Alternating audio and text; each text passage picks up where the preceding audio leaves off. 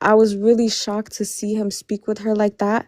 And then immediately he tells her, because I'm assuming she asked him what's going on. He tells her, oh, like she actually thinks I want to give you head. She actually thinks that like I think you're pretty. Like, no, that's not even what's happening. And so I can immediately tell, like, okay, wow, like you've insulted this girl now after you just told her you would do things with her. And then on top of that, you're trying to make me seem like I'm crazy for perceiving what you said in the exact way that you said it. So at that moment, I walked away. I left the place and I did not turn back. Of course, he confronted me because he popped up again in my life that same day. Like, not even 20 minutes later, he found me and he was like, oh, that I'm self-sabotaging. I'm looking for a reason to be angry with him.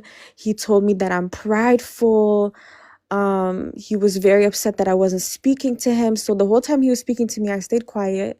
And he was like, wow, so I'm just bothering you. Like, you don't ever have to worry about me again. He was just very upset.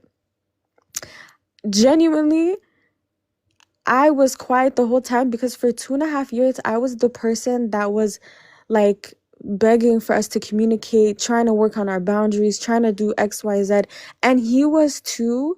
Like on the surface, he was always pretending to work on the relationship, but I didn't realize behind the scenes, like, this was not somebody that was consistent. Like, he was a completely different person behind my back because I've never ever seen this level of like cheating. For me, the cheating was like, you know, if you're complimenting women, if you're following girls on Instagram, if you're like talking to an ex, those are cheating. And even then, those things wouldn't be like X-rated, sexual, or even too flirtatious.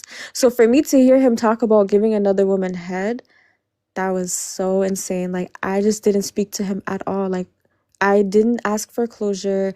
I didn't tell him, like, oh, we're breaking up. I just completely went mute. Like, I was in so much shock to hear the person that we were speaking about marriage and, you know, potentially doing therapy together and just healing. And everything changed. And I didn't talk to him for a week. And then after 1 week, I get a phone call from him. I don't answer. At this point, we've blocked each other and removed each other off all social media. And then I get an email and he's emailing me accusing me of damaging his property, which is very delusional because I left that day and never turned around.